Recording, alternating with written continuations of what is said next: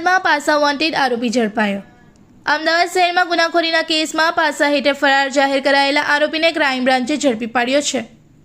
મળતી માહિતી અનુસાર કાકરાપીઠ પોલીસ સ્ટેશનના વિવિધ ગુનાઓમાં સંડોવાયેલા મોહમ્મદ સાયમ મોહમ્મદ આમીન સૈયદ ઉર્ફે સાયમ ઉંમર 38 વર્ષ રહેવાસી વટવા અમદાવાદ વિરુદ્ધ પાસા હેઠળ કાર્યવાહી કરવામાં આવી હતી। પોલીસ કમિશનર દ્વારા તારીખ 26 જૂન 2026ના રોજ આરોપીને સુરતની રાજપુર જેલમાં મોકલવાનો હુકમ કરવામાં આવ્યો હતો, પરંતુ આરોપી પોલીસને ચકમો આપી ફરાર થઈ ગયો હતો અને પાસા વોન્ટેડ તરીકે જાહેર કરવામાં આવ્યો હતો। ક્રાઇમ બ્રાન્ચ અમદાવાદ શહેરે જમાલપુરના સપ્તર્ષિના આરા પાસેથી આરોપીને ઝડપી પાડી તેની સામેની પાસા અટકાયતના હુકમની અમલવારી માટે કાકરાપીઠ પોલીસને સોંપવાની તજવીજ હાથ ધરી છે।